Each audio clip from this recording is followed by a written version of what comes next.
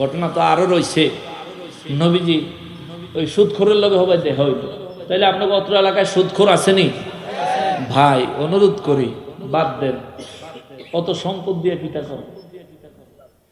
মেরাজের রাতে আমার নবী রহমাতুল্লিল আলামিন বলেন, আমি দেখলাম একটা মানুষের মাথায় বিশাল বড় বোঝা। ওই ব্যক্তি আরো লাকড়ি তালাশ করতেছে, ওই লাকড়ি দিয়া বোঝাটা আরো বড় বানাচ্ছে। বোঝার নিচে বইরা সেপটা হইয়া যাইতেছে, তবুও সে আরো বড় বোঝা বানাচ্ছে। আমি জিজ্ঞেস করলাম জিবরাইল রে, এই ব্যক্তিটাকে? জিবরাইল আমিন কয়, হুজুর এটা হলো আপনার উম্মতের মধ্যে এক জাতের লোক, এরা হলো সুদখোর। নিজের আল্লাহ যা সম্পদ দিছে তা বহন করার ক্ষমতা তার আছে, কিন্তু যার অতিরিক্ত সম্পদ বহন করার ক্ষমতা নাই, আল্লাহ তারে ততটুকু সম্পদ দেয় নাই। যে যতটুকু বহন করতে পারবে তারে আল্লাহ ততটুকু দিছে।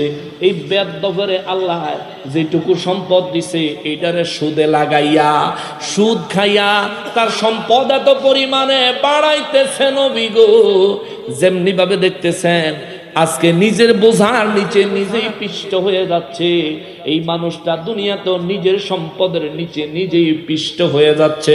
কইবেন হুজুর সুদখোর দি বালা চলে, নতুন পাঞ্জাবি গায়ে দি বডি স্প্রে মারে, মসজিদে দি সামনের কাতারে দাঁড়ায়, তাতে কি হইছে রে বাবা? আপনি বিছানায় বালিশে মাথা লাগাইলে ঘুম আইসা যায়, কিন্তু এই বেয়াদফের রাইতে কোনো ঘুম না। ঠিক কিনা বলেন? এর হিসাব করতে করতে রাত শেষ। কালকে টাকাটা দেওয়া লাগবে, টিহা উঠান লাগবে, সমিতির টিহা। সমিতি আসেনি আপনার এলাকায়? ডাইরেক্ট সুদ, ডাইরেক্ট সুদ। সুদ ছাড়া যদি সমিতির ইসলামী সিস্টেমে কোনো সমিতি করতে পারেন 100 বার হালাল। কিন্তু আমাদের সমাজে যে সমস্ত সমিতি চলে এটি কোনো হালাল না। 50 জনের টিয়া দেয় ডেলি 100 করে। বিশেষ করে বাজারে দোকানদারদের মধ্যে এটা হয়, 50 জনের ডেলি 100 করে 5,000 টিয়া জমা দিল, এক সপ্তাহে 500 দফায় 30,000 জমলো, আবার একজনের আনতে 30,000 লোন দেয়। হে বেটারে আবার এটার মধ্যে পার্সেন্টেজ সুদ বসায়া দেয়। আসেনি সিস্টেম? হারাম। এই আপনি যে টাকা দিলেন, জীবনেও হেনতে টাকা আনলেন না সুদে, তবু আপনি গুনাহগার। কারণ আপনি যদি টাকা না দিতেন তাহলে তার ফান্ড তৈরি হইতো না, তার যদি ফান্ড তৈরি না হইতো আরেকজনের কাছে সুদে টাকা দিতে পারতো। এই জন্য আপনিও গুনাহগার। এগুলোর থেকে বাঁচা থাকবেন। আল্লাহ যা দিছে আলহামদুলিল্লাহ। এক সাহাবী নবীর দরবারে আইসা কয়, নবী গো, গত বছরের চাইতে এই বছর আমার ফসল 10 গুণ বেশি হইছে। সুবহানাল্লাহ কর। নবী বলেন, আল্লাহ যেহেতু তোমার এত বেশি সম্পদ দিছে, তাইলে তুমি যাকাত দাও। হুজুর কেমনে দিতাম? নবী বলেন, তোমার ফসলের 10 ভাগের 1 ভাগ তুমি সাহাবায়ে কেরামের মাঝে বন্টন করে দাও। এই সাহাবী বাইত গিয়া বস্তাত বইরা ফসল লই আইছে। অন সাহাবীরা ইয়া কয়, সাহাবীরা আপনারা কে আছেন আমার এই ফসলের যাকাতটা নিবেন? একজন সাহাবীও তার যাকাত নেন না। আহলে সুফফা 70 জন, তারারে কয় আপনারা অন্তত নেন। কয় না, দুপুরের খানা তো আছে, দুপুরের পরে বাসমুনি হেডেরে তো গ্যারান্টি। সুবহানাল্লাহ কর না। তাকওয়া কত! দুপুরের এক বেলার খানা আছে, দুপুর পর্যন্ত বাসমুনি হে গ্যারান্টি নাই, আবার দুপুরের পরের লেগে তোমার থেকে যাকাত নিতাম। দরকার কি? দুপুর পর্যন্ত অপেক্ষা করো, বাচ্চা থাকলে রাইতের লেগে কত নিবনে। জোরে কর না সুবহানাল্লাহ। আমাদের আদর্শ কি? আমরা দুই নবীর উম্মত। আমাদের আদর্শ টাকার লোভ করেন না, এটা দুনিয়াতে থাইকা যাইব, নিয়ে যেতে পারতেন না। এরপরে নবী রহমাতুল্লিল আলামিন বলেন, আমি বড় একটা বাগানে ঢুকলাম, যেখানে একজন মানুষ দেখছি জমিনে মাথা আসমান ভেদ, জমিনে পা আসমান ভেদ করে, মনে হয় উপরের দিকে তার মাথা। এই ব্যক্তি সম্পর্কে জিজ্ঞেস করলাম, ইনি কে ছিলেন? ফেরেশতারা বললেন, ইনি হলেন মুসলমান জাতির পিতা হযরতে ইব্রাহিম আলাইহিস সালাম। জোরে বলেন সুবহানাল্লাহ। তো বাচ্চারা কারা? সাহাবায়ে কেরাম জিজ্ঞেস করলেন, হুজুর তাইলে বাচ্চাদের কথা? আমার নবী বলেন, আমি জিজ্ঞেস করেছি বাচ্চারা কারা? ফেরেশতারা বললেন, এরা হলো ওই সমস্ত বাচ্চা যারা বালেগ হওয়ার আগেই পৃথিবীতে ইন্তেকাল করেছে, মৃত্যুবরণ করেছে। সাহাবায়ে কেরাম বলেন, হুজুর এখানে কি ইহুদির বাচ্চা, খ্রিস্টানের বাচ্চা, হিন্দুর বাচ্চা, মূর্তি পূজারীর বাচ্চাও আছে? আমার নবী বললেন, হ্যাঁ আছে। ইয়া রাসূলুল্লাহ, তারাও কি জান্নাতে? আমার নবী বললেন, হ্যাঁ তারাও জান্নাতে। ইয়া রাসূলুল্লাহ, কিভাবে? আমার নবী বলেন, প্রত্যেকটা সন্তান জন্মগ্রহণ করে ইসলামের উপরে মুসলমান হিসেবে বালেগ হওয়ার পর সে যখন মূর্তির পূজা করে মুশরিক হয়ে যায়, যখন ইহুদি মতবাদ গ্রহণ করে ইহুদি হয়ে যায়, খ্রিস্টানের মতবাদ যখন গ্রহণ করে তখন খ্রিস্টান হয়ে যায়। যেহেতু এরা বালেগ হওয়ার আগেই মৃত্যুবরণ করেছে, এরা মুসলমান ঈমানের উপরে ছিল, আল্লাহ পাক তাদেরকে ইব্রাহিম নবীর কাছে দাঁড় করাইয়া দিয়েছে। এখানে তারা কিয়ামত পর্যন্ত থাকবে। ইব্রাহিম নবী তাদেরকে দ্বীন শিক্ষা দেয়। জোরে কন্যা সুবহানাল্লাহ। এরপরে আরেকটা সুন্দর বাগানে প্রবেশ করলেন। এই বাগানের নাম জান্নাতুল আদন।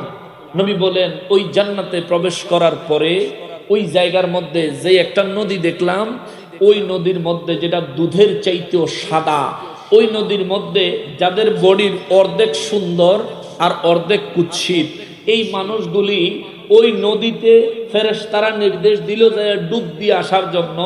আসার পরে তারা পবিত্র, একেবারে সারা শরীরের রূপ নুরানি সুন্দর হয়ে গেছে। আমি জিজ্ঞেস করলাম, এরা কারা? সাহাবায়ে কেরামদের সামনে আমার নবী রাহমাতুল লিল আলামিন বলেন, ফেরেশতারা বলল, হুজুর এরা হলো ওই সমস্ত লোক যারা দুনিয়ায় নেক আমলও করছে, গুনাহও করছে। নেক আমলও করছে, গুনাহও করছে, কিন্তু তওবা করেনি। এদের নেক যতদূর আছে শরীরের এতটুক আল্লাহ নুরানি বানায় দিছে, আর তওবা না করার অপরাধে এদের যতটুকু গুনাহ ছিল শরীরের নিচের অংশ থেকে এইটুকু কালো কুৎসিত বানায় দিছে। নবী বললেন, তাইলে আজকে তাদেরকে এই দুধের নহরে ডুব দেওয়ায়া পুরোপুরি কুৎসিত রূপ দূর করে নুরানি রূপ দান করা হলো কেন? বলে, হুজুর আপনি নবী রাহমাতুল লিল আলামিনের সাথে তাদের দিদার হয়েছে, এই উসিলায় আল্লাহ তাদেরকে মাফ করে দিয়েছে। জোরে কন্যা সুবহানাল্লাহ। আর আমাদের দেশে আলেমরা ইউটিউবে আর ফেসবুকে বক্তব্য দেয়, নবীজিকে দেখলে জাহান্নাম হারাম হবে, এরকম কোন কোরআন হাদিসে বলে রেফারেন্স নাই। জোরে কন্যা নাউজুবিল্লাহ। আরে কয় গিরি, জান্নাতের ভিতরে সিদ্ধ নবীরে দেখে গুনাহ মাফ হয়ে যায়। বুখারী শরীফের সহিহ সনদে ৭০৪৭ নম্বর হাদিস খুলে দেখেন। পড়াশোনা করেন, অনেক কিছু পাইবেন, আর পড়াশোনা না করলে কিছুই পাবেন না। আল্লাহ তাআলা হেদায়েত নসিব করুক। জোরে পড়েন আমিন, আর জোরে পড়েন আমিন। মূল কথা যেটা বাবা, আল্লাহ বলছেন আমরা যেন তওবা করি। আমরা তওবা করলেই কবুল করবেন কে?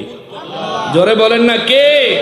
কিন্তু আমাদের সমাজেও কিছু মানুষ আছে, সমাজ এমন কিছু ইবলিস শয়তান আছে যারা আমাদেরকে তওবা করতে দিতে চায় না। আছে না নাই? আল্লাহর ওলির দরবারে আসবেন কেন?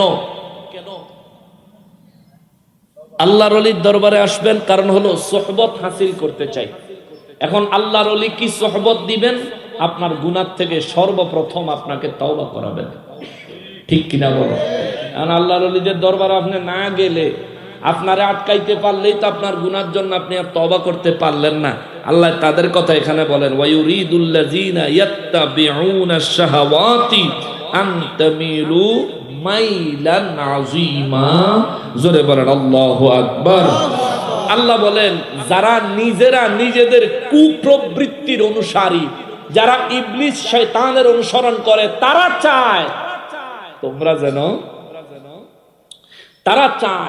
তোমরা যেন আমি আল্লাহর দরবারে আনুগত্য স্বীকার না করো, তওবা না করো। এটা তারা চায়। তারা তোমাদেরকে গোমরাহ করতে চায়, হক পথ থেকে বিচ্যুত করতে চায়। আল্লাহ ওই ফিতনাবাজদের ফিতনা থেকে আমাদেরকে হেফাজত করুক। জোরে পড়েন আমিন, আর জোরে বলেন না আমিন। ওমা তৌফিক ইল্লা বিল্লাহ। আমি আর সামনে যাব না, তবে মাহফিলের জন্য কিভাবে কি কালেকশন আমি জানি না। আমি আইছি আটকা, আমার কো বাচ্চা হঠাৎ করে কইতাছে কালেকশন। আচ্ছা যাই হোক, আগামী বছর এই প্রোগ্রামটা করার দরকার আসেনি বাবা? যাইয়েন না, টেহা না দিলে না দিবেন, যাইয়েন না, আদবের খেলাফ। আগামী বছর করলে তো মাইক লাগবে। হ্যাঁ, মাইকটা কে দিবেন? এবার মাইকে কত লাগছে? মাইকটা বড় ভালো, আগামী বছরও রাখেন।